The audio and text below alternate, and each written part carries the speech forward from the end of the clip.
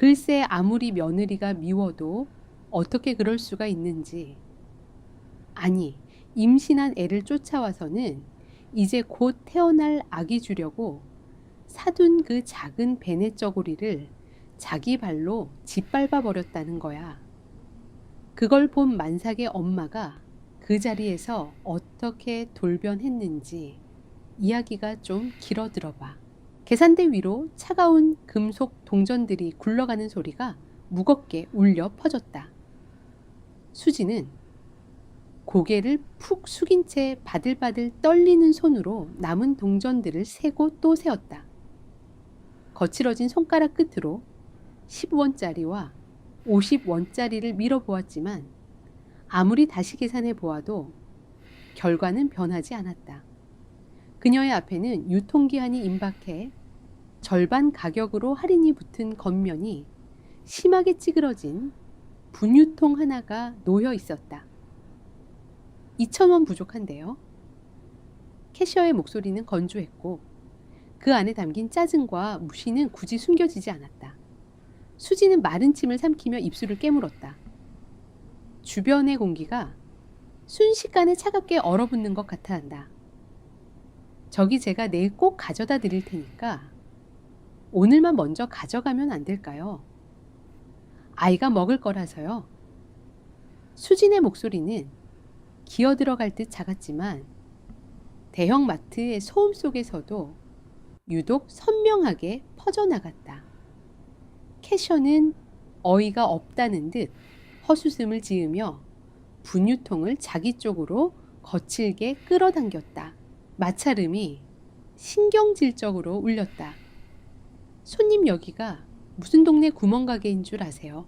돈 없으시면 물건은 빼셔야죠. 뒤에 줄 밀리는 거 안 보이십니까?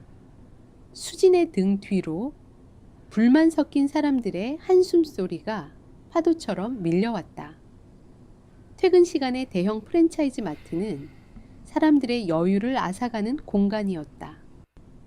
누군가 작게 혀를 차는 소리를 냈고 곧이어 날선 속삭임들이 수진의 귓가를 파고들었다. 돈도 없으면서 애는 왜 가져서 저러고 다닌대. 임신 유세 떠는 것도 아니고. 요즘 젊은 것들은 부끄러운 줄을 몰라. 저렇게 배가 남산만 해서는 동전 몇 푼 들고 와서 억지를 부리잖아. 수진의 얼굴이 수치심으로 붉게 달아올랐다. 그녀는 7달을 꽉 채운 무겁게 불러온 배를 두 팔로 감싸 안으며 한 걸음 뒤로 물러섰다. 자신이 이 세상에서 가장 쓸모없고 구차한 존재가 된 것만 같았다. 수진이 떨리는 손을 뻗어 계산대 위의 동전들을 주섬주섬 쓸어 담으려던 찰나였다. 등 뒤에서 낮고 단호한 남자의 목소리가 들려왔다. 그깟 2,000원 때문에 임산부를 이렇게 세워두고 망신을 주는 게 이 거대한 마트의 고객 응대 방침입니까? 수진의 어깨가 흠칫 떨렸다. 그녀가 천천히 고개를 돌리자 고급스러운 짙은 회색 코트를 입은 사내가 서 있었다. 날카로운 턱선과 서늘하면서도 깊은 눈매를 가진 남자 현우였다. 그의 시선은 수진이 아니라 그녀를 비웃던 사람들과 캐셔를 향해 정확히 꽂혀 있었다. 방금 전까지 수진을 향해 쏟아지던 사람들의 웅성거림이 거짓말처럼 잦아들었다. 현우가 뿜어내는 압도적인 분위기와 단호한 태도 앞에서는 누구도 섣불리 나설 수 없었다. 현우는 지갑에서 신용카드를 꺼내어 계산대 위로 던지듯 내려놓았다. 계산하십시오. 캐셔는 당황한 기색이 역력한 얼굴로 현우와 신용카드를 번갈아 보았다. 변명을 늘어놓으려던 캐셔는 현우의 차가운 눈빛에 짓눌려 황급히 카드를 단말기에 꽂았다. 영수증이 출력되는 소리만이 정적을 채웠다. 현우는 캐셔가 내민 영수증과 분유통을 받아들고는 곧장 수진을 향해 돌아섰다. 그는 수진의 품에 찌그러진 분유통을 조심스럽게 안겨주었다. 수진은 너무 놀라 아무런 말도 하지 못한 채 눈만 크게 떴다. 이러실 필요 없는데 제가 어떻게든, 수진이 더듬거리며 말하자 현우는 그녀의 말을 가로막으며 낮게 속삭였다. 고개 숙이지 마십시오. 당신은 오늘 도둑질을 한 것도 아니고 누구에게 피해를 준 것도 아닙니다. 그저 가난했을 뿐이고 가난은 조롱거리가 아닙니다. 현우의 그 말 한마디는 수진의 깊은 가슴 속에 맺혀 있던 응어리를 건드렸다. 눈시울이 뜨거워졌지만 그녀는 입술을 꽉 깨물며 억지로 눈물을 참아냈다. 수진은 작은 목소리로 감사하다는 인사를 남기고는 도망치듯 마트 입구를 향해 걸음을 재촉했다. 현우는 수진이 멀어지는 뒷모습을 가만히 지켜보다가 일정한 거리를 두고 천천히 그녀의 뒤를 따르기 시작했다. 수진은 살을 에이는 듯한 겨울바람을 맞으며 언덕길을 올랐다. 얇은 코트 하나로 버티기에는 혹독한 날씨였지만 그녀는 뱃속에 아이가 추위를 느낄까봐 코트 깃을 단단히 여미고 배를 감싸 안았다. 도망친 전 남자친구가 남긴 빚, 부당하게 쫓겨난 직장, 그리고 매일 찾아오는 지독한 가난. 수진의 머릿속은 온통 암담한 현실로 가득 차 있었다. 가파른 골목 어귀에 다다르고 익숙한 낡은 다세대 주택이 눈에 들어올 즈음이었다. 수진의 걸음이 돌처럼 그 자리에 굳어버렸다. 그녀가 새들어 사는 반지하 단칸방으로 내려가는 좁은 계단 입구. 그 차가운 눈바닥 위로 수진의 낡은 옷가지들과 이불 그리고 소중히 아껴두었던 임산부 수첩이 거칠게 내팽개쳐져 있었다. 마치 누군가 쓰레기통을 엎어버린 듯한 처참한 광경이었다. 그리고 그 어지러운 짐들 앞에 화려한 모피 코트를 입고 팔짱을 낀 채 서 있는 중년 여자가 있었다. 영자였다. 수진에게 엄청난 빚을 떠넘기고 야반도주한 전 남자친구의 어머니이자 수진을 벼랑 끝으로 몰아넣은 장본인이었다. 영자는 골목에 나타난 수진을 발견하자마자 경멸이 가득 담긴 매서운 눈빛으로 그녀를 위아래로 훑어보았다. 영자의 입에서 터져나온 목소리는 날선 칼날처럼 수진의 심장을 향해 날아들었다. 아주 가지가지한다. 내 아들 인생 망쳐놓고 빚더미에 앉혀서 도망치게 만든 년이 이제는 이 냄새나는 짐구석에 틀어박혀서 버티겠다는 거냐. 수진은 충격에 휩싸여 아무런 대답도 하지 못했다. 추위에 얼어붙은 입술이 파르르 떨렸다. 영자는 수진의 부풀어 오른 배를 향해 손가락질을 하며 독서를 이어갔다. 네가 그 뱃속에 품고 있는 핏덩이가 내 손주라도 될 줄 아느냐. 어디서 굴러먹다 생긴 건지도 모를 것을 무기 삼아서 내 아들 발목을 잡으려 들어. 당장 이 동네에서 짐 싸서 꺼지지 않으면 다음번엔 이 쓰레기들을 다 불태워 버릴 테니까 그렇게 알아라. 영자의 악다구니가 눈 내리는 골목을 매섭게 갈랐다. 수지는 다리에 힘이 풀려 주저앉을 것만 같았다. 자신의 가장 비참한 바닥을 무참히 짓밟히는 순간이었다. 눈물이 마침내 뺨을 타고 흘러내렸다. 수지는 짐들 사이에 떨어져 눈에 젖어가는 임산부 수첩을 향해 힘겹게 손을 뻗었다. 그때였다. 골목의 어둠 속에서 조용히 상황을 지켜보고 있던 현우가 서서히 가로등 불빛 아래로 모습을 드러냈다. 그의 눈동자는 전조 없이 휘몰아치는 차갑고 서늘한 분노가 소용돌이치고 있었다. 현우의 길고 단호한 그림자가 눈 덮인 바닥을 가로질러 영자와 수진의 사이를 묵직하게 갈라놓았다. 영자는 갑작스레 나타나 수진 앞을 가로막은 현우를 위아래로 훑어보았다. 값비싼 코트와 흐트러짐 없는 태도는 분명 이 허름한 반지하 동네와는 어울리지 않는 이질적인 것이었다. 하지만 영자는 기가 죽기는커녕 특유의 표독스러운 표정으로 입꼬리를 비틀어 올렸다. 뭐야 당신은? 인연이 꼬여낸 새로운 호구라도 되는 모양이지. 영자의 조롱 섞인 말에 수지는 수치심에 고개를 푹 숙인 채 떨리는 양손으로 얼굴을 감싸 쥐었다.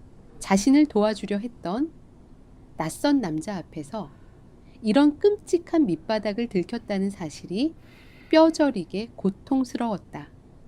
수지는 당장이라도 쥐구멍에 숨고 싶은 심정으로 현우의 코트 자락을 살짝 쥐며 물러서라는 신호를 보냈다. 하지만 현우는 미동조차 하지 않았다. 그의 눈빛은 오히려 한겨울의 칼바람보다 더 매섭게 가라앉아 있었다. 남의 물건을 길거리에 내동댕이 치는 것도 모자라 임산부를 상대로 폭언을 일삼는 걸 보니 가정 교육의 수준이 짐작이 가는군요. 아드님이 왜 도망쳤는지 알겠습니다.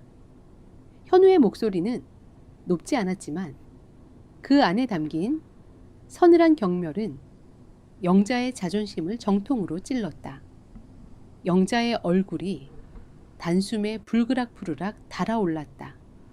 이 자식이 지금 입을 함부로 놀려 네가 뭔데 남의 가정새에 껴들어. 분노를 참지 못한 영자가 앙칼진 목소리를 내지르며 수진의 뺨을 향해 손을 치켜들었다. 수진은 반사적으로 눈을 질끈 감고 배를 껴안으며 몸을 웅크렸다. 그러나 영자의 손은 허공에서 멈췄다. 현우가 눈보다 빠른 속도로 영자의 손목을 낚아챈 것이다. 현우의 손아귀 힘은 영자가 아무리 발버둥쳐도 꿈쩍하지 않을 만큼 강렬했다.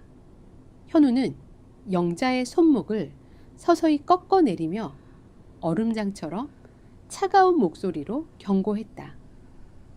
한 번만 더 이 여자에게 손을 댔다가는 당신 아들이 남긴 빚의 10배를 합의금으로 물어내게 될 겁니다. 경찰서에서 폭행 현행범으로 조사를 받고 싶지 않다면 지금 당장 꺼지십시오.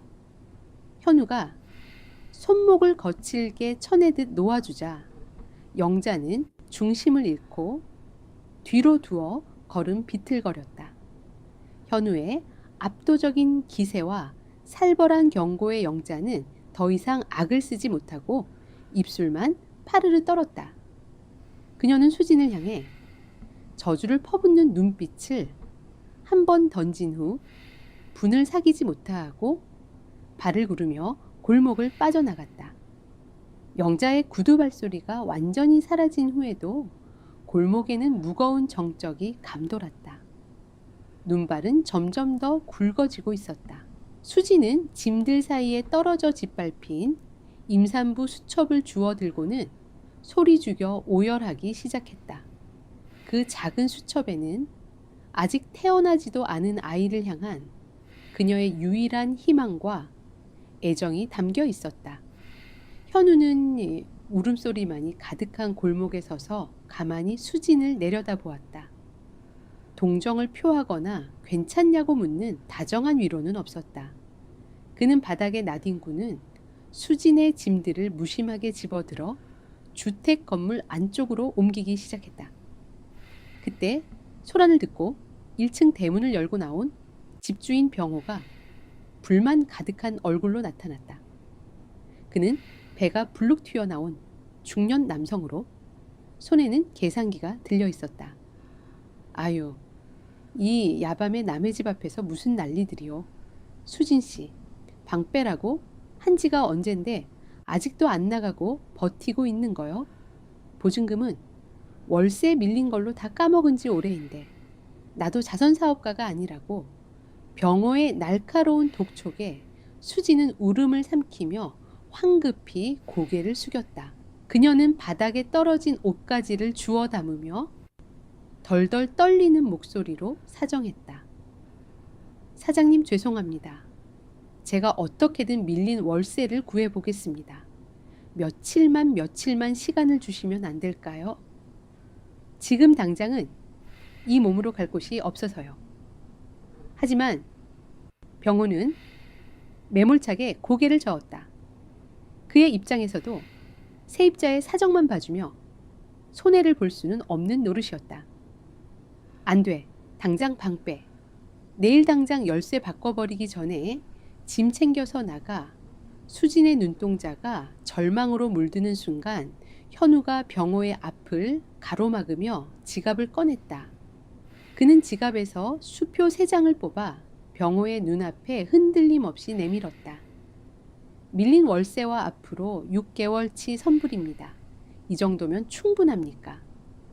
병호의 눈이 휘둥그레졌다. 그는 현우가 내민 수표를 받아들고는 빛에 비춰보며 진짜인지 확인했다. 태도는 순식간에 돌변했다. 병호는 연신 굽실거리며 멋쩍은 웃음을 흘렸다. 아유, 진작에 말씀하시지. 수진 씨에게 든든한 뒷배가 있는 줄도 모르고 제가 말이 심했습니다. 편히 쉬십시오. 병호가 문을 닫고 들어가자 골목에는 다시 수진과 현우 2사람만이 남았다. 수진은 도저히 믿을 수 없는 상황에 할 말을 잃고 현우를 바라보았다. 낯선 남자가 마트에서 분유값을 내준 것도 모자라 폭언을 일삼는 시어머니를 쫓아내고 밀린 월세까지 갚아주다니. 수지는 당황스러움을 넘어 두려움마저 느꼈다. 도대체 저한테 왜 이러시는 건가요? 저는 그 큰 돈을 갚을 능력이 없습니다. 이런 동정은. 수진의 목소리가 끝을 맺기도 전에 현우의 차갑고 날카로운 시선이 그녀의 눈을 똑바로 응시했다. 그의 눈동자는 동정심 따위는 조금도 찾아볼 수 없었다. 동정이 아닙니다. 나는 방금 당신에게 투자한 겁니다. 현우의 목소리는 얼음처럼 차갑고 이성적이었다. 그는 수진에게 한 걸음 다가서며 그녀의 귓가에 쐐기를 박듯 말했다. 세상이 당신을 짓밟았다고 해서 당신 스스로 구석에 처박혀 울고만 있는 건 가장 멍청한 짓입니다. 억울합니까? 분합니까? 그렇다면 바닥에 주저앉아 우는 대신 분노할 권리를 찾으십시오. 수진의 호흡이 멈칫했다. 분노할 권리. 그 단어는 평생을 순종하고 참으며 살아온 그녀의 세상에는 존재하지 않는 말이었다. 당신이 부당하게 쫓겨난 그 회사, 그리고 당신을 쓰레기 취급하는 저 여자의 가족들, 그들이 빼앗아간 당신의 권리와 존엄성을 되찾아 오십시오. 내가 지불한 돈은 당신이 스스로 일어서기 위한 최소한의 발판일 뿐입니다. 현우의 말은 수진의 가슴속 깊은 곳에 묻혀 있던 불씨에 바람을 불어넣는 것 같았다. 수진은 늘 자신이 부족해서, 자신이 운이 없어서 버림받고 불행한 것이라 자책해왔다. 하지만 현우는 그녀에게 잘못이 없다고, 부당한 세상에 맞서 싸우라고 말하고 있었다. 현우는 뒤돌아 눈 내리는 골목을 향해 걸음을 옮기며 무심히 마지막 말을 남겼다. 나는 자선사업가가 아닙니다.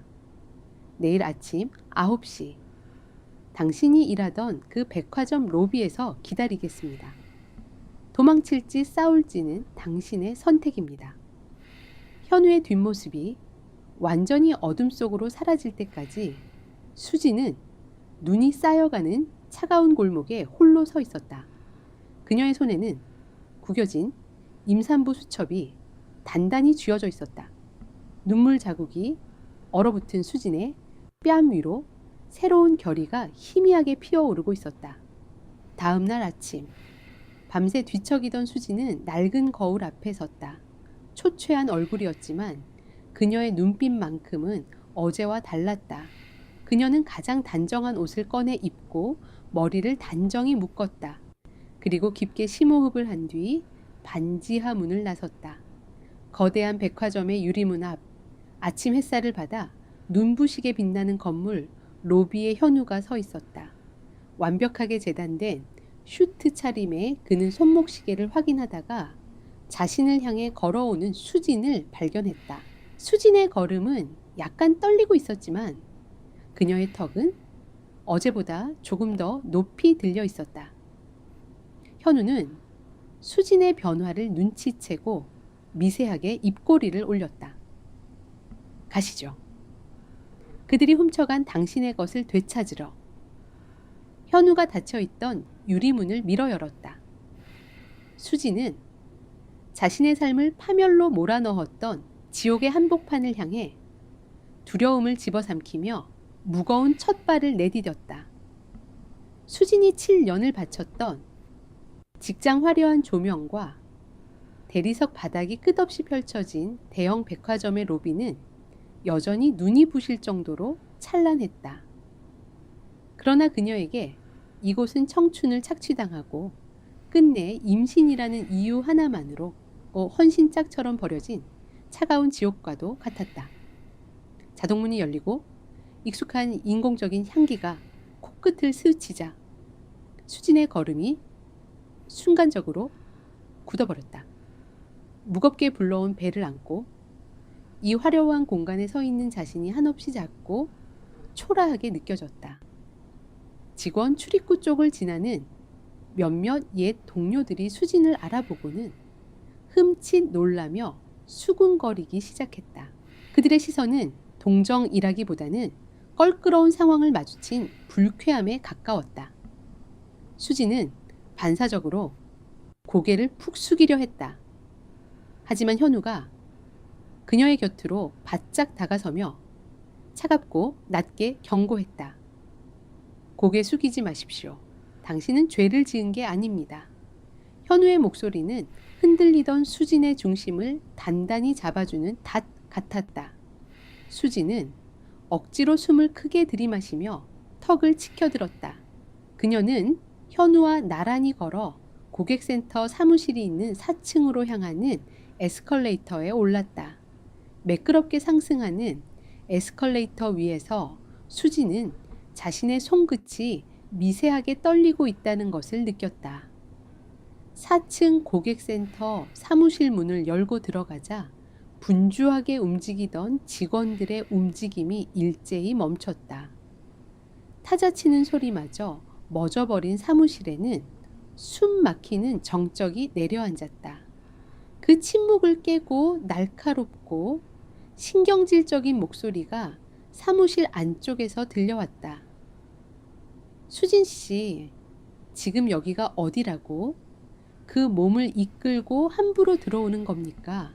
사무실 안쪽 파티션 너머에서 매장 관리 책임자인 재훈이 얼굴을 붉히며 걸어 나왔다. 그는 수진이 퇴사할 당시 그녀의 임신 사실을 빌미로 온갖 인신공격과 협박을 일삼으며 사직을 강요했던 장본인이었다. 재훈은 수진의 곁에 선 낯선 남자 현우를 흘끗 보고는 코웃음을 쳤다. 지난번에는 울고불고 매달리더니 이제는 어디서 건달이라도 하나 고용해서 협박이라도 할 작정이신가? 수진 씨, 내가 좋게 말할 때 돌아가라고 했지. 당신이 여기서 행패 부려봤자 나오는 건 먼지뿐이야. 재훈의 비아냥거리는 말투에 사무실 직원 몇몇이 시선을 피하며 고개를 숙였다. 수지는 입술을 꽉 깨물었다. 지난 7년간 재훈의 폭언과 부당한 지시를 묵묵히 견뎌왔던 시간들이 주마등처럼 스쳐 지나갔다. 심장이 거칠게 뛰고 뱃속의 아이마저 요동치는 것 같았다. 수진이 애써 떨리는 목소리를 가다듬고 입을 열려던 순간 현우가 그녀의 앞으로 한 걸음 나서며 재훈을 가로막았다. 현우의 서늘한 시선이 재훈의 얼굴에 비수처럼 꽂혔다. 관리 책임자 재훈 씨, 당신이 이 여자에게 사직을 강요하며 내뱉었던 모욕적인 언사들은 노동법 위반이자 명백한 직장 내 괴롭힘입니다. 오늘은 그에 대한 공식적인 해명과 정당한 보상을 요구하러 온 겁니다.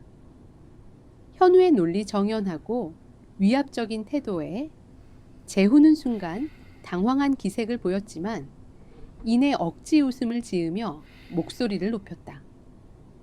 뭐 노동법 위반요. 수진 씨가 자진해서 사직서에 사인하고 나간 건데 무슨 헛소리야. 당신 누군데 남의 회사에 들어와서 이래라 저래라 영업 방해를 하는 겁니까? 재훈은 흥분한 듯 책상을 주먹으로 거칠게 내리쳤다. 그의 폭력적인 행동에 수진의 어깨가 움츠러들었다. 재훈은 그 틈을 놓치지 않고 수진을 향해 삿대질을 하며 악을 썼다. 수진 씨, 당신 임신하고 일 제대로 못해서 다른 직원들한테 피해 준 게 얼만데? 이제 와서 피해자 코스프레야 양심이 있으면 이럴 수 없어. 당장 나가 보안팀 불러. 재훈의 지시에 놀란 막내 직원이 수화기를 들려던 찰나였다.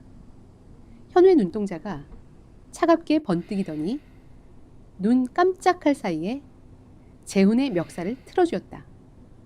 고급 슈트, 소매 밖으로 드러난 현우의 팔뚝에 굵은 핏대가 섰다.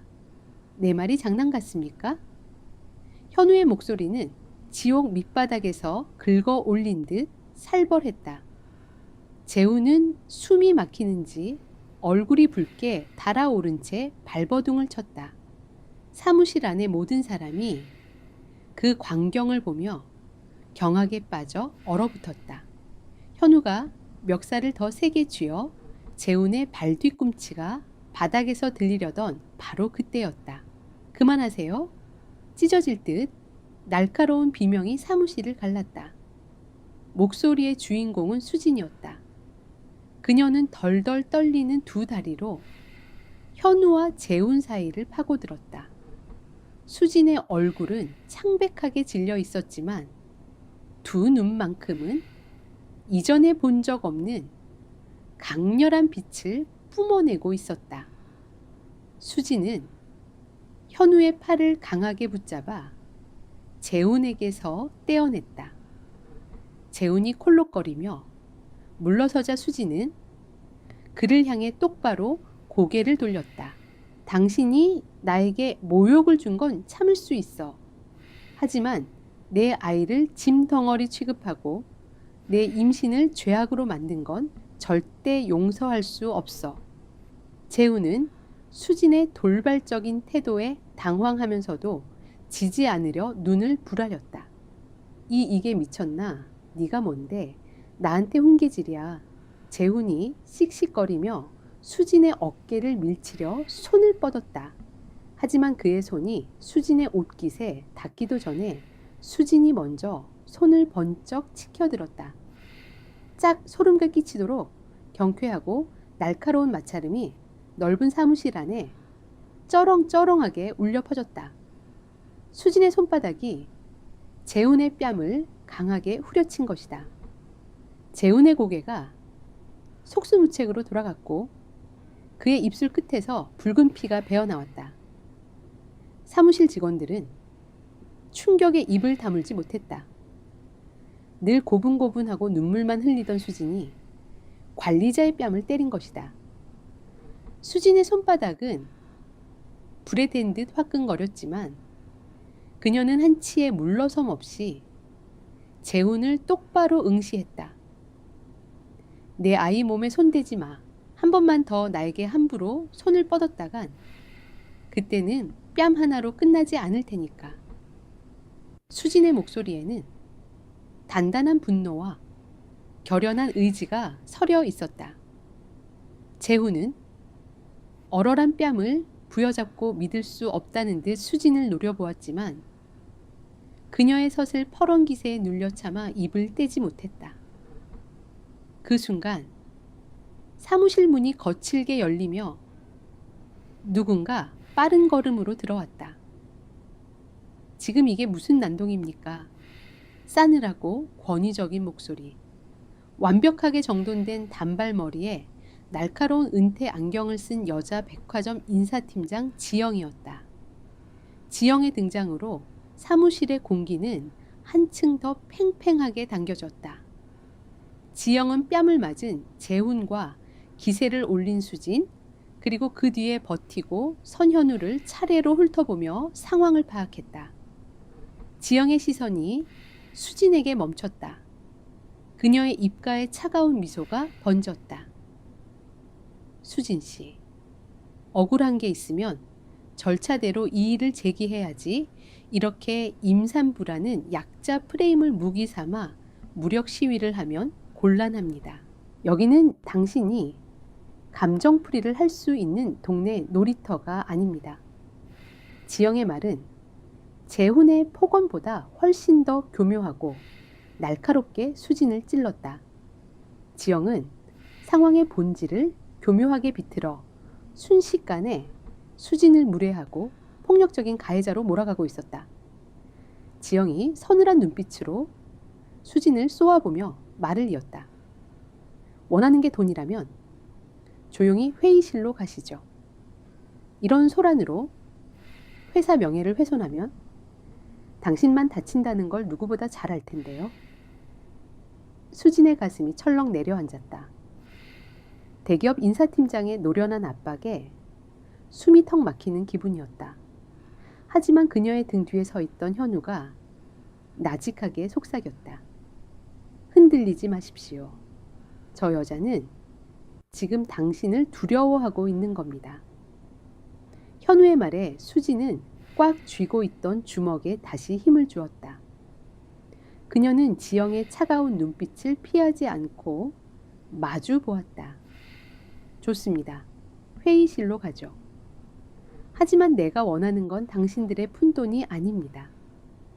지영의 미간이 미세하게 찌푸려졌다.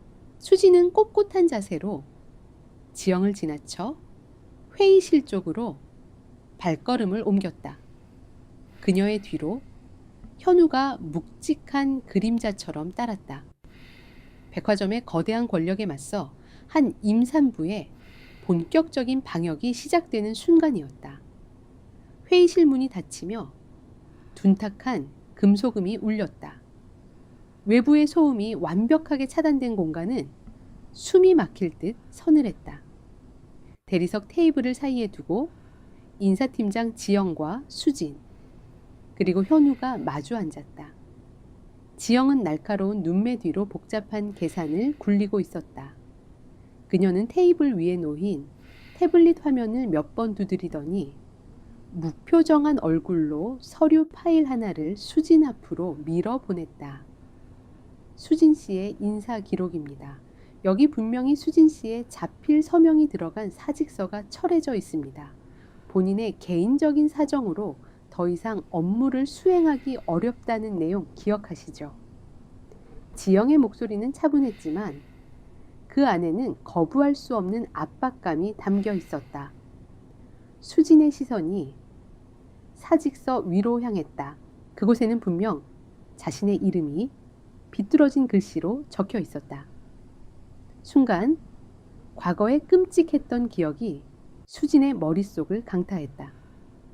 임신 초기 극심한 입덧으로 고통받던 날, 창고 한 구석으로 그녀를 몰아넣은 매장 관리자 재우는 모욕적인 말들을 쏟아내며 사직서를 강요했다. 다른 직원들에게 민폐를 끼치지 말고 알아서 기어나가라는 폭언 협박 그리고 강압. 벼랑 끝에 몰린 그녀는 두려움에 떨며 억지로 서명할 수밖에 없었다. 수진의 호흡이 거칠어졌다. 그 사직서는 매장 관리자인 재훈 씨가 강제로 서명하게 한 겁니다. 제가 원해서 쓴 게 아니에요. 수진의 반박에 지영은 비웃듯 입꼬리를 올렸다. 강압이요? 증거 있습니까? 여기 남은 건 수진 씨가 본인 의지로 서명했다는 명백한 기록뿐입니다. 법적으로도 우리 회사는 아무런 책임이 없다는 뜻이죠. 오히려 아까 수진 씨가 재훈 씨의 뺨을 때린 건 명백한 폭행입니다. 회사가 그 건으로 수진 씨를 고발한다면 당신은 임산부의 몸으로 경찰 조사를 받아야 할 텐데요. 지영의 교묘한 협박에 수진은 얼굴이 하얗게 질렸다. 손끝이 차갑게 식어갔다. 계란으로 바위를 치는 격이었다. 거대한 기업의 논리 앞에서 그녀의 진실은 한낱 변명에 불과했다. 그때 묵묵히 앉아있던 현우가 서류철에서 사직서를 빼앗듯 가져왔다. 그의 차가운 눈빛이 종이 위를 빠르게 훑었다. 자필 서명이라. 서명 날짜가 11월 15일로 되어 있군요. 현우의 입가에 서늘한 미소가 번졌다. 지영의 눈동자가 흔들렸다. 수진 씨, 11월 15일 당신의 출근 기록을 확인해 볼 수 있습니까? 현우의 질문에 수진은 의아한 표정으로 고개를 끄덕였다. 네, 그날은 제가 정기 검진을 받느라 오전 반차를 내고 오후 2시에 출근했습니다. 현우는 사직서를 테이블 위로 던지듯 내려놓았다.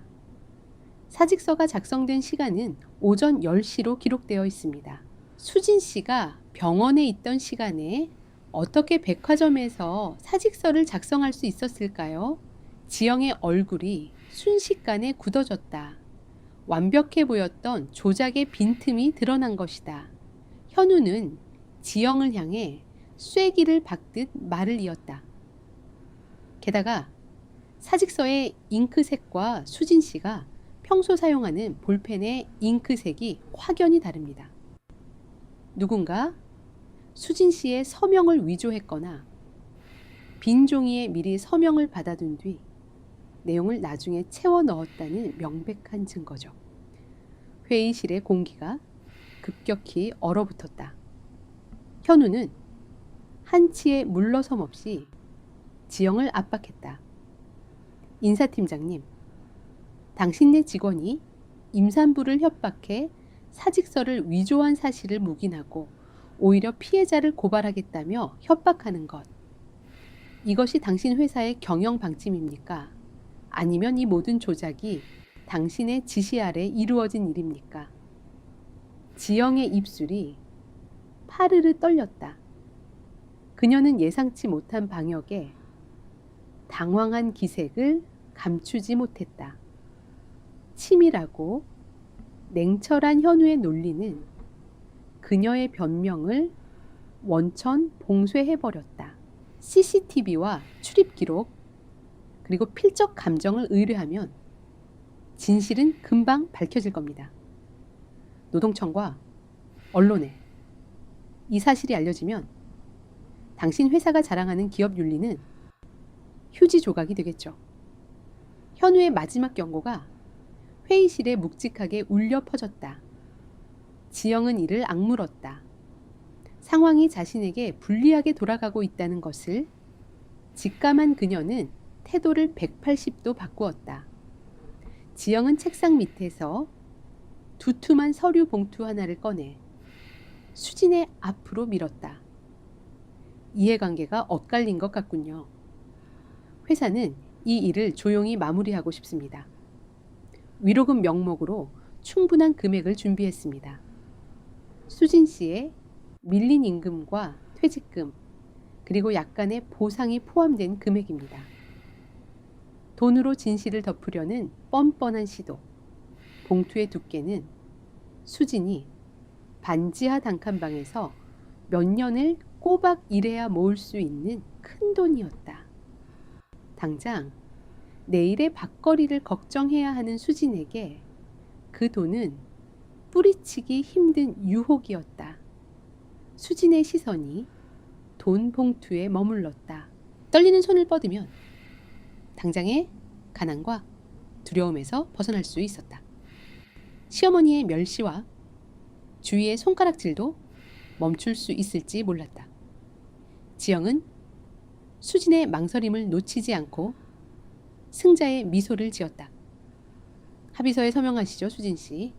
아이를 생각해야 하지 않겠습니까? 현우는 수진에게 어떤 조언도 하지 않았다. 그는 그저 팔짱을 낀 채 수진의 선택을 묵묵히 지켜볼 뿐이었다. 수진의 손끝이 봉투에 닿으려는 찰나 회의실 밖에서 문을 거칠게 두드리는 소리가 들려왔다. 문이 열리며 뺨이 붉게 부어오른 재훈이 씩씩거리며 들어왔다. 팀장님, 저런 천박한 여자한테 무슨 돈을 줍니까? 지가 행실을 똑바로 못해서 미혼모가 된 주제에 회사 돈을 뜯어내려고 쇼를 하는 거 아닙니까? 재훈의 악의적인 폭언이 수진의 귓가를 강타했다. 돈으로 자신의 입을 막으려는 자들과 자신을 천박하게 짓밟는 자들. 그들은 결코 자신을 동등한 인간으로 대하지 않을 것이다. 돈 봉투를 받는 순간 그녀는 스스로 그들의 조롱을 인정하는 꼴이 될 터였다. 수진의 눈동자가 흔들림을 멈추고 차갑게 가라앉았다. 그녀는 테이블 위에 놓인 차가운 얼음물 잔을 집어들었다. 촥! 수진은 망설임 없이 잔 속의 얼음물을 재훈의 얼굴을 향해 정통으로 뿌려버렸다. 재훈이 비명을 지르며 뒤로 나자빠졌다. 수진은 경악하는 지영을 향해 매서운 눈빛을 번뜩였다. 그녀의 목소리는 분노로 차오르며 단호해졌다. 당신들의 그 더러운 돈 봉투 따위 필요 없어. 수진은 테이블 위에 합의서를 찢어 허공에 흩뿌렸다. 나는 합의하지 않겠어. 노동청이든 경찰이든 갈 때까지 가볼 거야. 당신들이 나를 짓밟은 대가를 법정에서 똑똑히 치르게 만들어주지. 수진은 몸을 돌려 회의실 문을 향해 걸어갔다. 그녀의 걸음에는 더 이상 두려움이 없었다. 현우의 입가에 옅은 미소가 번졌다. 그는 비틀거리는 재훈과 망연자실한 지영을 향해 싸늘한 경고를 남겼다. 준비 단단히 하십시오. 폭풍은 이제 시작입니다. 백화점을 나서는 수진의 발걸음은 한결 가벼웠다. 태어나서 처음으로 자신의 권리를 위해 싸웠다는 사실이 그녀의 심장을 뜨겁게 달구었다. 하지만 그 작은 승리의 기쁨도 잠시뿐이었다. 수진의 낡은 휴대전화가 요란하게 울렸다. 액정에는 집주인 병호의 이름이 떠 있었다. 여보세요, 사장님. 무슨 일이? 수진 씨, 당장 집으로 와요. 그 미친 할망구가 또 쳐들어와서 동네방네 난리를 치고 집기를 다 부수고 있잖아. 당장 오지 않으면 내가 경찰을 부를 거요. 수진의 얼굴이 다시 하얗게 질렸다. 그녀의 전쟁은 백화점 안에서만 끝나는 것이 아니었다. 현실의 끔찍한 진흙탕이 그녀의 발목을 다시 잡아끌고 있었다. 차가운 겨울바람이 살을 에이는 오후, 수진은 뱃속의 아이를 감싸 안은 채 가파른 언덕길을 오르고 있었다. 백화점에서 당당하게 돌아설 때만 해도 가슴속엔 뜨거운 불길이 타오르고 있었지만 집주인 병호의 다급한 전화를 받고 나자 그 불길은 순식간에 차디찬 불안으로 바뀌었다. 골목 어귀에 다다르기도 전에 귀를 찢는 듯한 고성이 골목을 울렸다. 이 천박한 년 감히 내 등에 칼을 꽂으려 들어 수진이 살고 있는 반지하 건물 앞은 이미 아수라장이었다. 동네 아주머니들이 옹기종기 모여 수군거리고 있었고 그 중심에는 화려한 모피 코트를 입은 영자가 버티고 서 있었다. 영자의 발밑에는 수진이 아침에 정돈해 두고 나갔던 낡은 살림살이들이 다시 내동댕이 쳐져 있었다. 심지어 이번에는 유리컵과 접시들까지 박살이 나 바닥에 뒹굴고 있었다. 수진의 다리에 힘이 풀렸다. 현우가 대신 갚아준 밀린 월세 덕분에 간신히 지켜낸 작은 보금자리가 다시 엉망진창으로 짓밟힌 것이다. 당장 나와 이 독거미 같은 년 내 아들 신용불량자로 만들어 놓고 지는 젊은 놈 꼬셔서 월세 척척 내면서 호의호식해 영자의 악다구니에 동네 사람들의 시선이 골목 입구에 나타난 수진에게 쏠렸다. 어머, 쟤 맞지? 배부른 채로 밤낮 없이 남자 바꾸고 다닌다는 애. 아유, 무서워라. 어쩐지 돈도 없는 게 반지에서 안 나간다 했어. 늙은 시어머니 피눈물 나게 하고 지는 호강하네. 수진은 수치심에 얼굴이 붉게 달아올랐다. 영자는 수진을 발견하자마자 눈을 부라리며 성큼성큼 다가왔다. 네가 감히 내 아들 회사를 찾아가서 행패를 부려 뭐 부당해고 임산부 차별 웃기지 마. 일도 제대로 못하는 주제에 임신 핑계로 돈 뜯어내려던 거 누가 모를 줄 알아. 수지는 순간 숨이 멎는 듯 했다. 어떻게 영자가 백화점에서 있었던 일을 알고 있는 거지? 그 의문은 곧 풀렸다. 백화점 인사팀장 지영의 지시였다. 합의를 거부하고 정면 돌파를 선언한 수진을 압박하기 위해 지영은 수진의 약점인 영재에게 연락을 취한 것이 분명했다. 시어머니라는 관계를 이용해 수진을 부도덕한 여자로 몰아가고 그녀의 평판을 바닥으로 끌어내려 스스로 무너지게 만들 속셈이었다. 한국 사회에서 가장 무서운 무기, 바로 체면과 사회적 낙인을 이용한 비열한 수법이었다. 어디서 굴러먹던 개뼈다귀 같은 놈을 데려와서 회사 사람들을 협박해 네가 그러고도 사람년이야. 영자가 삿대질을 하며 수진의 어깨를 거칠게 밀쳤다. 수진은 비틀거리며 뒤로 물러섰다. 하지만 영자의 폭력은 거기서 멈추지 않았다. 그녀는 바닥에 떨어져 있던 수진의 작은 상자를 걷어찼다. 그 상자 안에는 수진이 매일 조금씩 돈을 모아 사둔 태어날 아이를 위한 작고 노란 베넷 저고리와 양말이 들어있었다. 상자가 뒤집히며 하얀 눈밭 위로 노란 베넷 저고리가 나뒹굴었다. 영자는 굽 높은 구두로 그 작고 여린 천 조각을 차근차근 짓밟기 시작했다. 이딴 핏덩이가 내 손주라고. 넌 내 가문에 똥칠을 한 죄인이야. 이 동네에서 고개도 못 들게 만들어줄 테니까 두고 봐. 수진의 세상이 무너져 내렸다. 그녀는 자신의 모든 것이 부정당하는 고통 속에서 짐승처럼 울부짖었다. 그만해, 당장 내 아이 옷에서 발대. 수진은 영자를 향해 돌진했다. 평소의 그녀라면 상상도 할 수 없는 반항이었다. 수진이 영자의 어깨를 강하게 밀치자 중심을 잃은 영자가 눈바닥에 엉덩방아를 찌으며 넘어졌다. 아이고, 동네 사람들. 며느리년이 시어미를 쳐 죽이려고 하네. 영자는 바닥에 주저앉은 채 억지 눈물을 쥐어짜며 비명을 질렀다.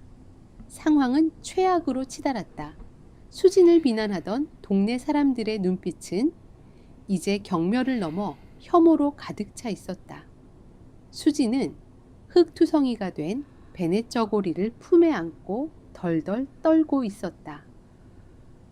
억울함과 수치심, 그리고 아이를 지키지 못했다는 자괴감이 그녀를 짓눌렀다. 내가 대체 무슨 잘못을 했다고 이러는 거야. 수지는 눈물 범벅이 된 얼굴로 중얼거렸다. 그녀의 시선이 부서진 집기들 사이에 떨어져 있는 날카로운 유리 조각으로 향했다. 극한의 고통과 압박감 속에서 수진의 이성은 서서히 끊어지고 있었다. 차라리 모든 것을 끝내버리면 이 지옥 같은 수모에서 벗어날 수 있을 것만 같았다 싶다.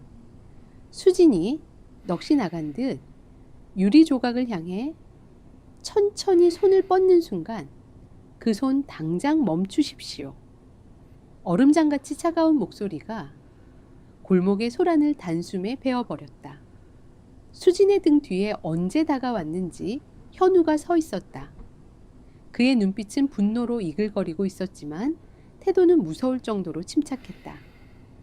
현우는 수진의 손목을 단단히 움켜쥐며 그녀를 일으켜 세웠다.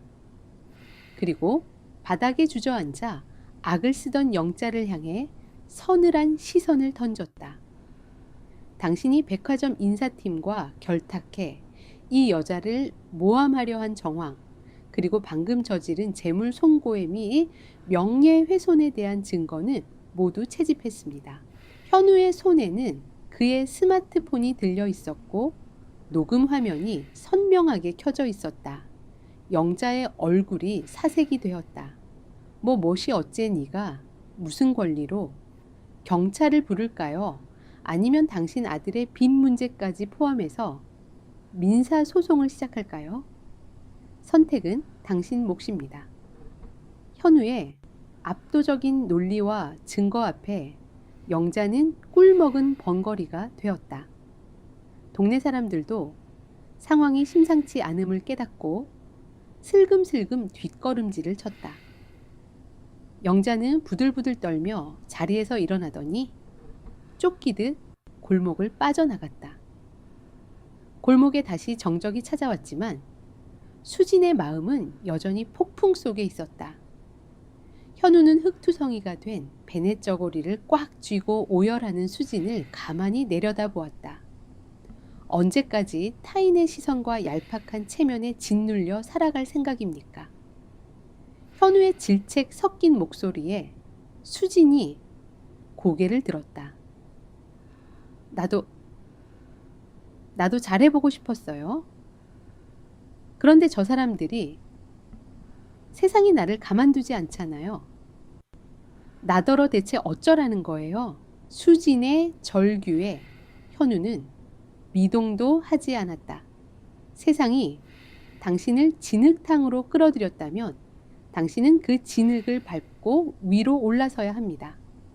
도망치거나 포기하는 것은 그들이 원하는 결말을 안겨주는 것뿐입니다. 현우는 수진의 손에서 흙투성이가 된 베넷 저고리를 조심스럽게 빼내어 탁탁 털었다. 이 아이가 태어나서 마주할 세상이 이런 곳이기를 원합니까? 엄마인 당신이 스스로 존엄을 지켜내지 못한다면 누구도 당신과 아이를 보호해주지 않습니다. 현우의 말은 비수처럼 날카로웠지만 동시에 수진의 내면에 깊이 잠들어 있던 강인한 모성애를 흔들어 깨우고 있었다. 수진은 흙이 묻은 현우의 손과 결연한 그의 눈빛을 번갈아 보았다. 내일 우리는 다시 싸울 겁니다. 이번엔 방엄하게 숨는 것이 아니라 당신이 직접 무기를 쥐고 공격하는 겁니다. 수진의 눈물 젖은 눈동자에 붉은 저녁놀이 반사되어 일렁였다. 그녀는 주먹을 꽉 쥐었다. 더 이상 물러설 곳은 없었다. 이를 체면도 지켜야 할 가식도 남아있지 않았다. 이제 그녀에게 남은 것은 오직 엄마로서 아이를 지켜내겠다는 본능적인 투지뿐이었다. 반지하 단칸방의 공기는 무거웠지만 이전처럼 절망적인 탁함은 아니었다. 부서진 집기들을 치우고 바닥을 닦아낸 수지는 작은 책상 앞에 앉아 밤을 새우고 있었다. 현우의 말대로였다. 방어만 해서는 이 진흙탕 싸움에서 절대 이길 수 없었다.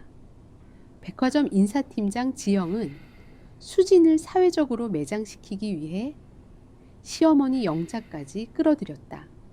그들이 수진을 압박할 수 있었던 가장 큰 무기는 바로 고립이었다. 임신한 미혼모라는 프레임을 씌워 그녀의 목소리를 지우고 누구도 그녀의 편에 서지 못하게 만드는 것. 그렇다면 수진이 쥐어야 할 무기는 연대와 진실의 폭로였다. 수진의 시선이 책상 위에 놓인 낡은 다이어리로 향했다. 그녀가 백화점에서 근무하던 7년 동안의 근무 일지와 동료들의 연락처가 빼곡히 적혀 있었다. 그녀는 입술을 굳게 다물고 볼펜을 집어들었다. 자신과 똑같이 매장 관리자 재훈에게 부당한 대우를 받았지만 살기 위해 침묵해야만 했던 동료들의 이름에 동그라미를 쳤다. 다음 날 아침, 수지는 단단히 겉옷을 챙겨 입고 현우가 기다리는 카페로 향했다.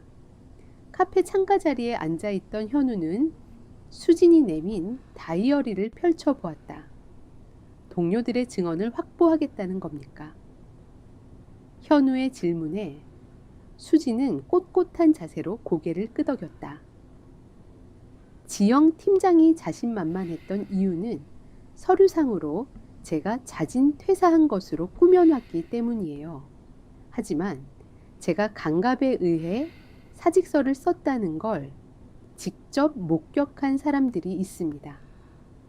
그들의 증언이 있다면 상황은 달라질 거예요. 현우는 미세하게 입꼬리를 올렸다. 수진의 눈빛에서 어제까지의 나약함은 완전히 사라져 있었다. 하지만 그들이 증언해 줄까요? 당신을 돕는다는 건 백화점이라는 거대한 직장을 잃을 각오를 해야 한다는 뜻입니다. 알아요. 그래서 제가 직접 설득할 겁니다. 저들이 가장 두려워하는 건 우리가 목소리를 내는 거니까요.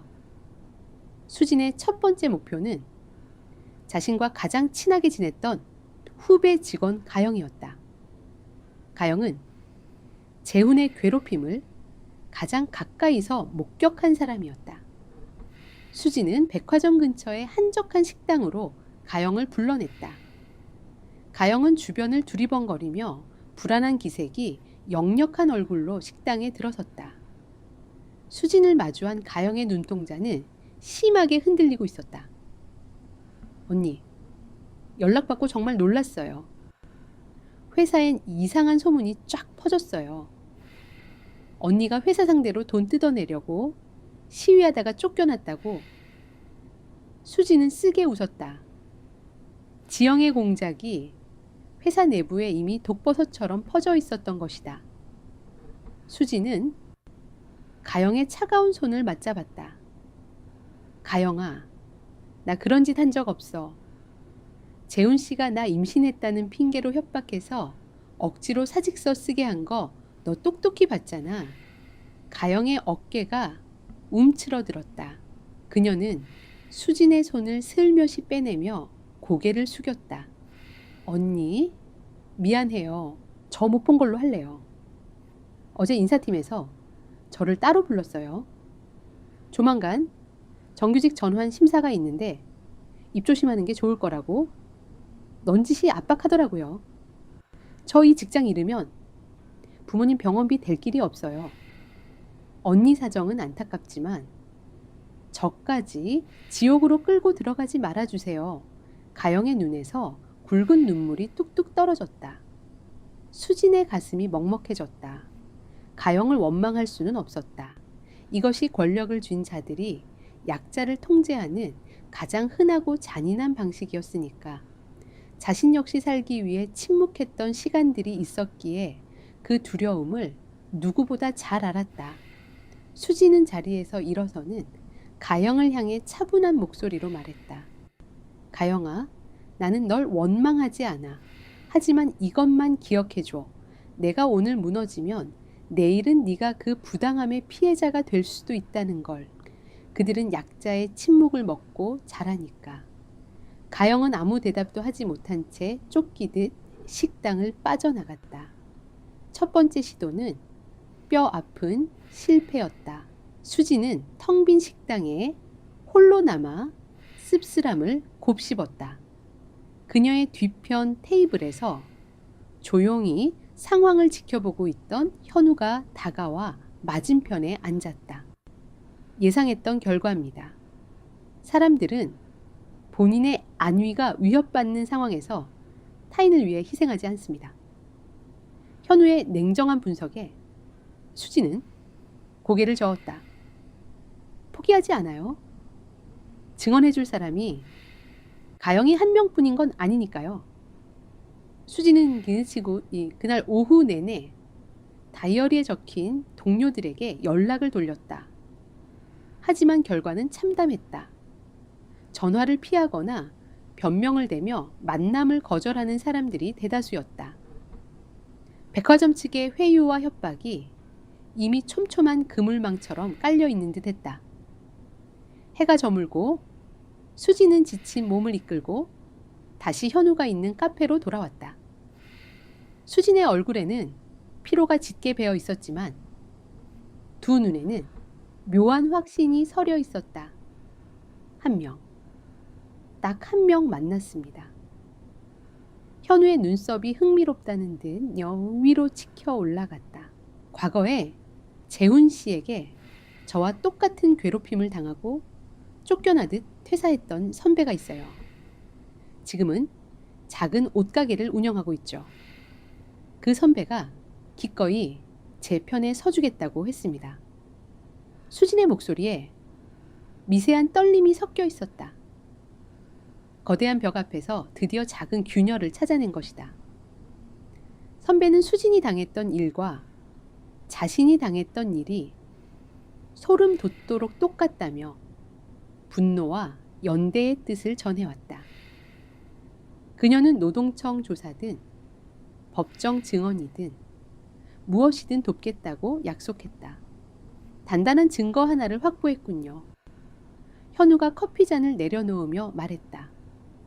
이제 이 증거를 어떻게 사용할지가 관건입니다. 상대는 백화점 인사팀과 당신의 시어머니라는 두 개의 거대한 축입니다. 그들이 가장 두려워하는 방식으로 이 카드를 던져야 합니다. 그때였다. 카페 유리창 너머로 검은색 고급 세단 한 대가 미끄러지듯 멈춰섰다. 차 문이 열리고 화려하게 치장한 영자가 날카로운 구두굽 소리를 내며 카페 안으로 성큼성큼 걸어 들어왔다. 그녀의 뒤에는 험상궂은 인상의 남성 두 명이 그림자처럼 따라붙어 있었다. 영자의 시선이 수진과 현우를 발견하고는 독사처럼 번뜩였다. 그녀는 주저없이 수진의 테이블로 다가와 쾅 소리가 나게 핸드백을 내리쳤다. 카페 안의 사람들의 시선이 일제히 집중되었다. 내년이 감히 내 아들 인생을 망쳐놓고 뒤에서 작당 모의를 하고 있어. 백화점에서 한 몫 뜯어내면 혼자 꿀꺽 삼키려고. 영자의 목소리는 카페를 뒤흔들 만큼 컸다. 그녀는 백화점 측에서 수진을 매장시키기 위해 흘린 헛소문을 핑계 삼아 합의금을 갈취하려는 속셈이 분명했다. 영자의 뒤에 선 두 남자가 험악한 분위기를 풍기며 수진을 위협하듯 다가섰다. 수진의 심장이 요동쳤다. 어제까지만 해도 이 거대한 공포 앞에 무릎을 꿇고 눈물을 흘렸을 그녀였다. 그러나 수진은 자리에서 피하지 않았다. 그녀는 천천히 자리에서 일어나 영자를 똑바로 마주 보았다. 합의금 따위는 없어. 나는 저들을 법정에 세울 거니까. 수진의 단호한 선언에 영자는 어이가 없다는 듯 코웃음을 쳤다. 뭐 이 미친년이 드디어 주제 파악을 못하고 날뛰네. 내 아들이 남긴 빚은 나 몰라라 하고 너 혼자 깨끗한 척을 해. 내가 오늘 내년 머리채를 다 뽑아놓고서라도 그 건방진 주둥이를 찢어주마. 영자가 눈을 치켜뜨며 수진의 머리채를 향해 손을 뻗었다. 뒤에 서 있던 두 남자도 덩달아 위협적으로 움직였다. 그 순간 현우가 자리에서 일어나는 것과 동시에 수진의 행동이 먼저 영자의 손을 막아섰다. 수진은 영자가 뻗은 팔을 피하지 않고 자신의 양손으로 영자의 팔목을 단단히 낚아챘다. 수진의 두 눈에서 이전에 본 적 없는 서늘하고 강렬한 불꽃이 튀어오르고 있었다. 침묵하던 짐승이 마침내 발톱을 드러낸 것이다. 수진의 소나귀에 갇힌 영자의 얼굴에 당혹감이 스쳤다. 평소라면 조금만 언성을 높여도 벌벌 떨며 고개를 숙이던 며느리였다. 그런데 지금 수진의 두 눈에는 두려움 따위는 찾아볼 수 없었다. 오히려 영자의 뼛속까지 얼어붙게 만드는 서늘한 분노가 가득 차 있었다. 이거 안 놔. 감히 시어미. 팔을 꺾으려 들어 영자가 날카로운 목소리로 소리를 질렀다.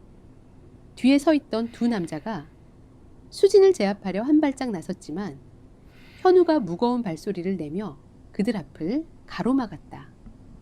현우의 서늘한 기세의 두 남자는 주춤거리며 서로의 눈치만 살폈다. 수진은 영자의 팔목을 더 꽉 쥐며 한자 한자 씹어뱉듯 말했다.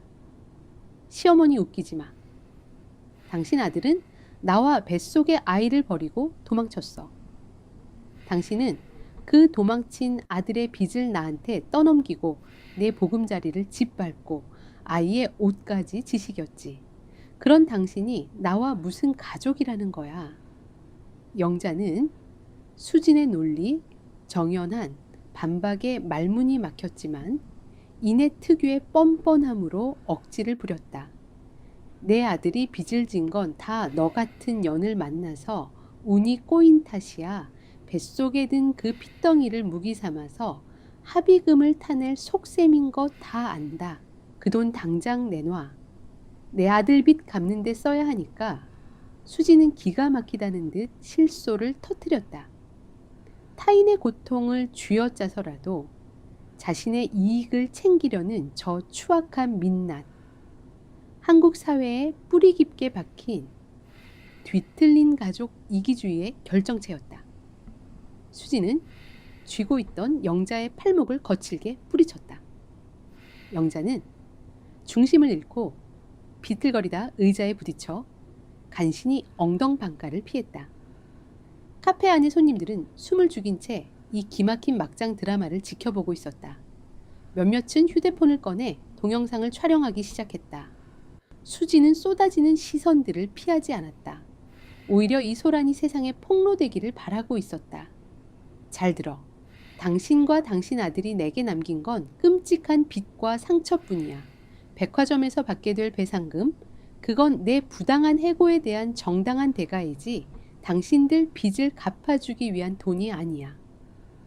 수지는 가방에서 서류 한 장을 꺼내어 영자의 눈앞에 들이밀었다. 그것은 법원에 제출할 친권 포기 및 접근 금지 가처분 신청서였다. 이 아이가 태어나면 당신 아들의 성을 따르는 일은 절대 없을 거야. 아이의 법적인 친권은 오로지 나에게만 있어. 당신네 그 끔찍한 핏줄의 족쇄 내가 오늘 여기서 완벽하게 끊어버릴 테니까. 영자의 동공이 지진이라도 난 듯 격렬하게 흔들렸다. 자신의 통제 아래 있다고 믿었던 수진이 법적인 조치까지 준비했다는 사실은 그녀의 오만을 산산조각 냈다.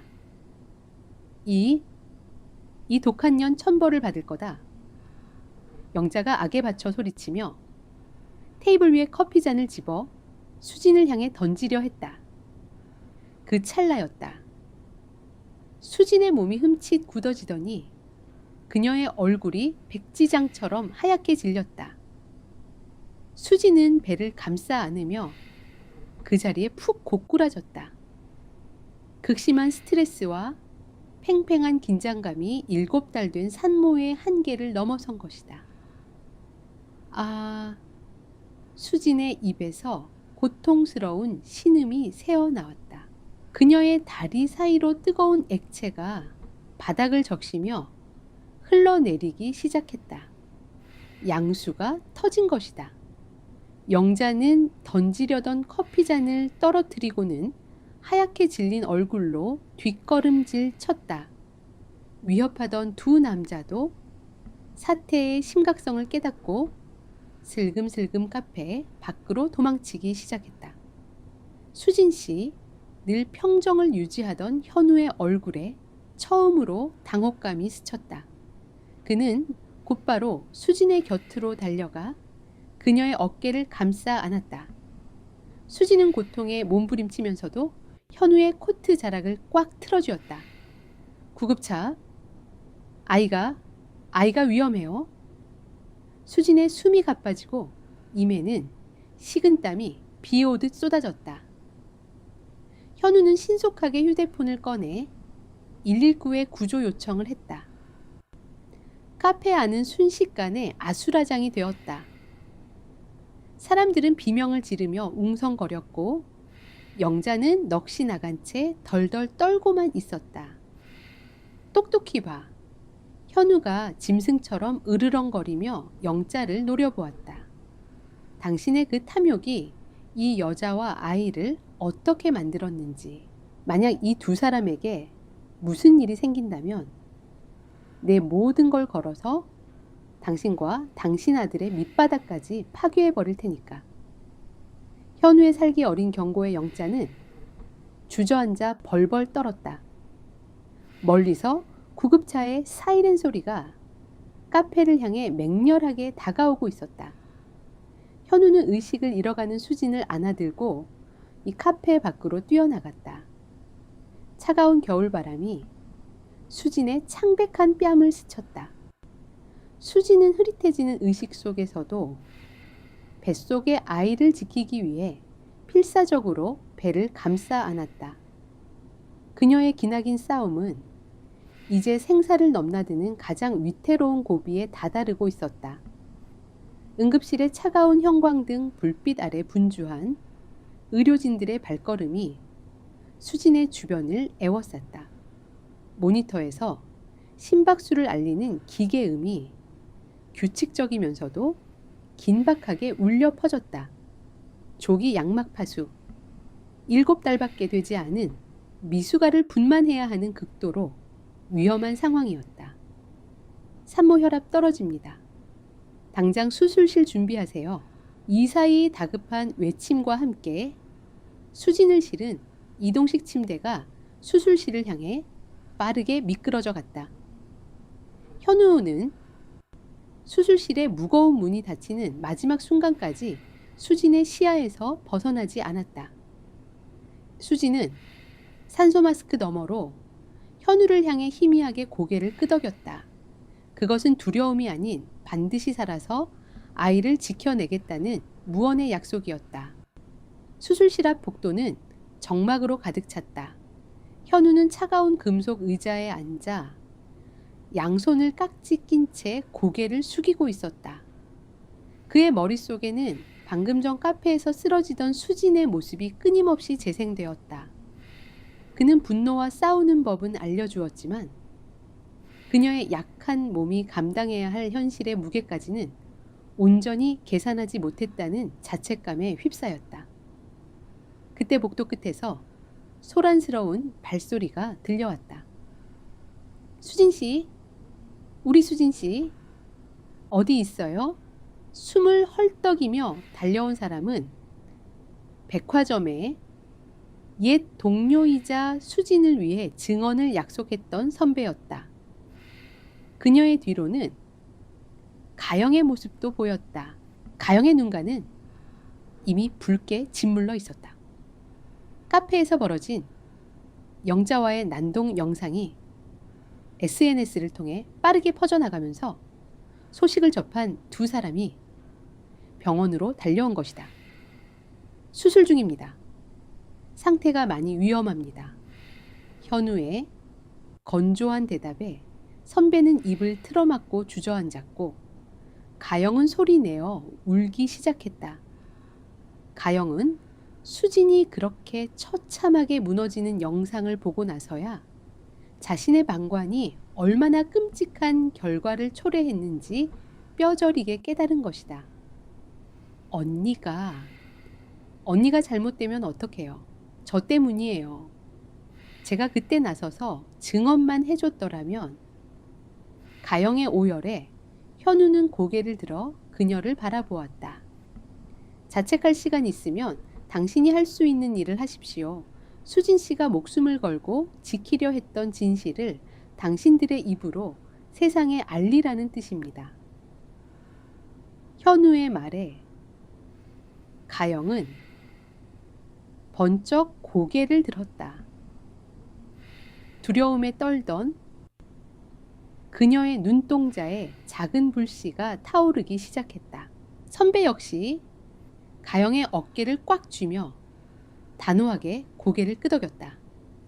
시간이 얼마나 흘렀을까? 수술실 위에 붉은 램프가 꺼지고 수술복을 입은 의사가 지친 표정으로 걸어 나왔다. 현우와 두 동료가 용수철처럼 자리에서 일어났다. 산모는 무사합니다. 다행히 고비는 넘겼어요. 모두가 안도의 한숨을 내쉬었다. 하지만 아이가 너무 일찍 태어났습니다. 호흡기가 온전치 않아 곧바로 신생아 중환자실 인큐베이터로 옮겼습니다. 당분간은 집중 치료를 받으며 경과를 지켜봐야 합니다. 생명이라는 이름의 기적은 위태롭게 깜빡이고 있었다. 며칠 뒤 수지는 휠체어에 의지한 채 신생아 중환자실 앞에 유리창 너머를 응시하고 있었다. 겹겹이 쌓인 기계와 호스들에 둘러싸인 채 가쁘게 숨을 쉬고 있는 작은 생명. 수진의 눈에서 하염없이 눈물이 흘러내렸다.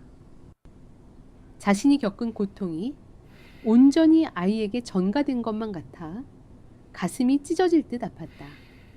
울지 마십시오. 등 뒤에서 현우의 목소리가 들렸다. 그는 수진의 휠체어 손잡이를 가볍게 쥐며 말을 이었다. 아이는 당신을 닮아 강합니다. 지금 이 순간에도 살기 위해 온 힘을 다해 싸우고 있습니다. 당신이 흔들리면 안 됩니다. 현우의 위로의 수지는 젖은 뺨을 닦아내며 억지로 미소를 지었다. 그때 복도 저편에서 정장을 차려입은 불청객들이 나타났다. 백화점 인사팀장 지영과 매장 관리자 재훈이었다. 지영의 손에는 여느 때처럼 두툼한 서류 봉투와 꽃바구니가 들려 있었다. 하지만 그들의 표정은 이전에 보여주던 오만함과는 거리가 멀었다. 오히려 쫓기는 듯한 초조함이 역력했다. 수진의 SNS 영상은 이미 언론을 통해 대서특필된 상태였다. 임산부 차별과 부당 해고, 시어머니를 동원한 2차 가해, 대중의 분노는 백화점 불매 운동으로 들불처럼 번져나가고 있었다. 백화점 경영진은 사태를 무마하기 위해 안달이 났고 지영은 어떻게든 수진의 입을 막아야만 하는 처지가 된 것이다. 수진 씨, 몸은 좀 어때요? 회사가 수진 씨 상황을 너무 늦게 살폈네요. 지영은 애써 부드러운 목소리를 꾸며내며 다가왔다. 재우는 지루하다는 듯 딴청을 피우고 있었지만 그의 눈치 보는 태도에서 불안감이 여실히 드러났다. 지영이 서류 봉투를 내밀며 본론을 꺼냈다. 회사에서 수진 씨와 아이의 치료비 전액, 그리고 이전보다 훨씬 파격적인 위로금을 약속했습니다. 대신 언론 인터뷰를 취소하고 원만하게 합의했다는 성명서 하나만 발표해주면 됩니다. 아이 병원비도 많이 들 텐데 이제 그만 고집 피우고 현실을 생각해야죠. 그것은 타협이 아니라 아이의 목숨을 담보로 한 비열한 협박이었다. 지영은 수진이 모성애 때문에 결국 백기를 들 것이라 확신하고 있었다. 수진의 시선이 잠시 신생아실 유리창 너머의 아이에게 머물렀다. 그리고 천천히 고개를 돌려 지영을 마주 보았다. 수진의 두 눈에는 더 이상 흔들림이나 타협의 여지가 없었다. 오직 진실을 향한 단단한 결의만이 빛나고 있었다. 지영의 얼굴에는 승자의 여유가 묻어 있었다. 아이의 위태로운 생명과 산더미처럼 불어날 병원비. 이 두 가지 압박 카드 앞에서 돈 없고 백 없는 미혼모가 버틸 수 있는 시간은 그리 길지 않을 터였다. 그녀는 수진이 결국 눈물을 흘리며 합의서에 서명하는 그림을 그리고 있었다. 하지만 수진은 울지 않았다. 그녀는 병실 침대에 기대 앉아 지영의 얼굴을 정면으로 마주 보았다. 창백했지만 흔들림 없는 시선. 그 눈동자 안에는 더 이상 피해자의 나약함이 아니라 모든 것을 잃어본 자만이 가질 수 있는 단단한 강인함이 서려 있었다. 그 합의서 치우세요. 수진의 목소리는 낮고 차분했지만 회의실을 얼어붙게 할 만큼의 무게가 실려 있었다. 지영의 미간이 미세하게 좁혀졌다. 수진 씨, 지금 감정적으로 대처할 상황이 아닙니다. 아이를 생각해야죠. 이 병원 신생아 중환자실 하루 입원비가 얼마인지는 압니까? 기나긴 법정 싸움은 당신과 아이의 인생만 좀먹을 뿐이에요. 지영은 모성애를 자극하는 가장 비열한 방식으로 수진을 회유하려 했다. 하지만 수진은 흔들리지 않았다. 오히려 그녀의 입가에 옅은 조소가 번졌다. 내 아이 걱정은 당신들이 할 필요 없어. 당신들은 지금부터 회사 걱정이나 하는 게 좋을 테니까. 수진의 알 수 없는 자신감에 지영이 의아한 표정을 짓는 순간 병실 문이 열리고 현우가 들어왔다. 그의 손에는 태블릿 PC가 들려 있었다.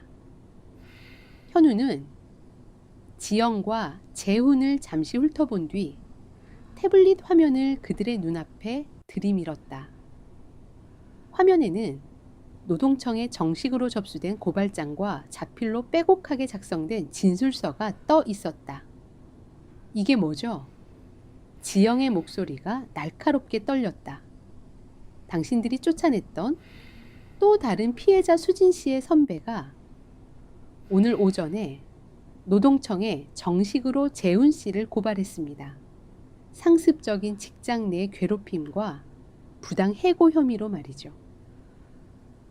현우는 화면을 넘겨 다음 페이지를 보여주었다. 그곳에는 가영의 진술서가 있었다. 그리고 여기 당신들이 정규직 전환을 빌미로 협박했던 가영 씨의 진술서도 있습니다. 수진 씨의 사직서가 강갑에 의해 작성되었다는 사실을 증언하겠다는 내용이 아주 상세하게 적혀 있군요. 한 사람의 주장은 억측으로 몰아갈 수 있겠지만 두 사람, 세 사람의 일관된 증언이 모이면 그건 진실이 됩니다. 지영의 얼굴이 하얗게 굳어버렸다. 상황이 자신들의 통제를 완전히 벗어났음을 깨달은 것이다. 이것은 더 이상 한 개인의 문제가 아니라 회사의 조직적인 은폐와 가해 행위로 번져나가고 있었다.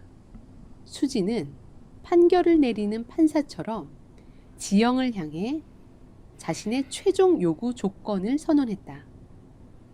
첫째, 회사 홈페이지 메인 화면에 대표이사 명의의 공식 사과문을 24시간 동안 게시할 것. 내 이름과 아이의 실명을 거론하며 회사가 임산부에게 가한 모든 부당행위를 인정하고 진심으로 사죄한다는 내용이 포함되어야 해. 수수진 씨, 그건 둘째 나의 부당 해고에 대한 법적 배상금과 정신적 피해 보상금, 그리고 나와 내 아이의 치료비 전액을 아이가 완치 판정을 받을 때까지 모두 지급할 것. 단 한 푼의 오차도 없이. 수지는 마지막으로 재훈을 향해 서늘한 시선을 던졌다. 재훈은 그 시선에 눌려 뒷걸음질을 쳤다. 셋째 매장 관리자 재훈 씨는 즉각 파면 조치하고 이 모든 사실을 묵인하고 피해자를 2차 가해한 인사팀장 지영 씨는 정식 징계위원회에 회부할 것. 이 세 가지 조건이 관철되지 않는다면 나는 당신들이 제시한 합의금의 10배를 준다 해도 절대 물러서지 않을 거야. 그것은 협상이 아니라 최후 통첩이었다.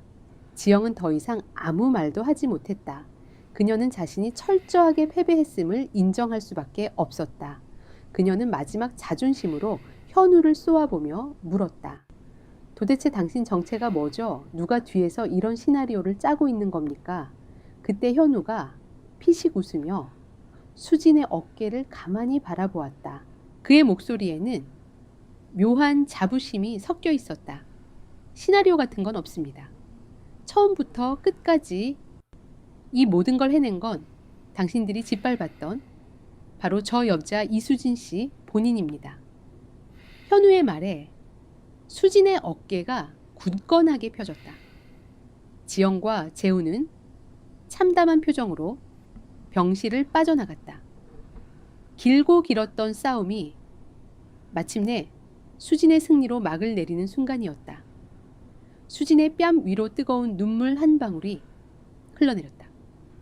그것은 슬픔의 눈물이 아닌 스스로 쟁취해낸 존엄의 증거였다. 수진이 벅차오르는 감정을 추스르고 있을 때였다. 현우가 병실 침대 옆 작은 협탁 위에 두툼한 서류 봉투 하나를 조용히 내려놓았다. 수진이 의아한 눈빛으로 그를 쳐다보았다. 현우는 아무 말 없이 신생아실 유리창 너머의 작은 생명을 오랫동안 지켜보았다. 그의 눈빛에는 안도와 슬픔, 그리고 어떤 결심 같은 복잡한 감정들이 뒤섞여 있었다. 이윽고 그는 수진을 향해 돌아보지도 않은 채 문을 향해 걸어갔다. 그의 뒷모습에서 어떤 끝의 기운을 감지한 수진이 다급하게 그를 불렀다. 현우 씨, 잠시만요. 하지만 현우는 뒤돌아보지 않았다.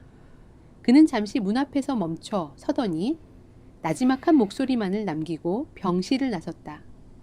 이제 당신은 혼자서도 충분히 강합니다. 덜컥. 문이 닫히는 소리가 복대 울려 퍼졌다.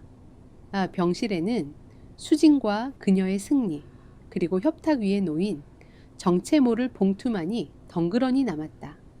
수진은 멍하니 닫힌 문과 봉투를 번갈아 보았다. 모든 것이 제자리를 찾았다고 생각한 순간 그녀의 마음에 새로운 의문과 불안의 그림자가 드리워지고 있었다. 며칠 뒤 대한민국 최대 규모를 자랑하는 백화점의 홈페이지 메인 화면은 온통 검은색으로 뒤덮였다. 그 중앙에는 대표이사의 직인이 선명하게 찍힌 공식 사과문이 게시되었다. 사과문에는 이수진님과 그녀의 자녀에게라는 문구로 시작하여 회사가 자행한 모든 부당행위를 시인하고 뼈아픈 반성을 담은 내용이 빼곡히 적혀 있었다. 매장 관리자 재훈은 파면되었고 인사팀장 지영은 정직 처분을 받았다. 수진의 통장에는 약속된 금액의 배상금이 정확히 입금되었다. 그녀는 그 돈으로 가장 먼저 반지하 단칸방을 떠났다. 따스한 햇살이 드는 작은 오피스텔을 얻었고 낡고 부서진 살림 대신 깨끗하고 단정한 가구들을 들여놓았다. 모든 것이 제자리를 찾아가고 있었지만 수진의 마음 한구석은 여전히 텅 빈 채였다. 현우는 그날 이후로 단 한 번도 연락이 없었다. 수진은 협탁 위에 남겨졌던 그의 봉투를 수없이 만지작거렸다. 봉투를 열어보는 것이 두려웠다. 그 안에 담겨 있을 이별의 이유를 감당할 자신이 없었다. 시간이 흘러 인큐베이터 안에서 위태롭게 숨쉬던 작은 생명은 기적처럼 건강을 되찾았다. 의사는 아이가 곧 퇴원할 수 있을 것이라는 기쁜 소식을 전해주었다. 수지는 마침내 아이를 품에 안고 새로운 집으로 돌아왔다. 아이의 이름을 희망이라고 지었다. 어떤 절망 속에서도 꺼지지 않던 작은 빛이 있었기 때문이다. 희망이가 곤히 잠든 어느 조용한 밤 수지는 마침내 현우가 남긴 봉투를 조심스럽게 열었다. 봉투 안에는 편지 한 통과 오래된 사진 한 장이 들어있었다. 사진 속에는 아직 앳된 얼굴의 현우와 그를 꼭 닮은 여동생이 밝게 웃고 있었다. 편지는 차분한 글씨로 시작되고 있었다. 수진 씨에게. 이 편지를 읽고 있을 때쯤이면 수진 씨는 이미 많은 어려움을 이겨내고 아이와 함께 새로운 삶을 시작하고 있으리라 믿습니다. 처음 당신을 만난 날, 나는 당신에게서 내 여동생의 모습을 떠올렸습니다. 내 동생도 당신처럼 쉽지 않은 세상 속에서 홀로 많은 시간을 견디며 살아갔던 사람이었습니다. 나는 그 아이에게 더 따뜻한 힘이 되어주지 못했다는 마음 때문에 오랫동안 마음 한편이 멈춰 있는 듯한 시간을 보내왔습니다. 하지만 수진 씨는 달랐습니다. 힘든 순간 속에서도 쉽게 흔들리지 않았고 자신의 삶과 존엄을 지키기 위해 묵묵히 앞으로 걸어왔습니다. 당신의 그 강인한 모습은 내게 구원이었습니다. 멈춰 있던 내 시간을 다시 흐르게 만들어 주었고 나 역시 다시 살아갈 용기를 얻었습니다. 내가 당신을 도운 것이 아닙니다. 오히려 당신이 나를 구원한 것입니다. 당신은 더 이상 누군가의 도움이 필요한 약자가 아닙니다. 이제 당신은 한 아이의 세상을 지켜낼 가장 위대한 엄마입니다. 이 사진은 내 여동생의 유품입니다. 당신의 아이가 이 아이처럼 밝고 씩씩하게 자라나기를, 그리고 당신이 이 세상의 어떤 폭풍우 앞에서도 당당히 맞서 싸우는 강한 나무가 되기를 멀리서나마 응원하겠습니다. 부디 행복하십시오. 현우 드림. 편지를 다 읽은 수진의 뺨 위로 뜨거운 눈물이 흘러내렸다. 그것은 더 이상 슬픔이나 억울함의 눈물이 아니었다. 깊은 이해와 감사의 마음에서 비롯된 따뜻한 눈물이었다. 현우는 그녀에게 돈이나 힘을 준 것이 아니었다. 그는 그녀 안에 잠들어 있던 용기를 일깨워 주었고 스스로 일어설 수 있도록 마지막까지 지켜봐 준 사람이었다. 몇 달 후 수지는 깔끔한 정장 차림으로 유모차를 밀며 분주한 도심의 거리를 걷고 있었다. 그녀는 배상금으로 작은 인터넷 쇼핑몰을 창업했다. 자신처럼 경력이 단절된 여성들을 위한 실용적이고 세련된 의류를 판매하는 사업이었다. 아직은 작고 미약했지만 그녀의 얼굴에는 희망과 자신감이 넘쳤다. 횡단보도 앞에서 신호를 기다리던 수지는 우연히 익숙한 광경을 목격했다.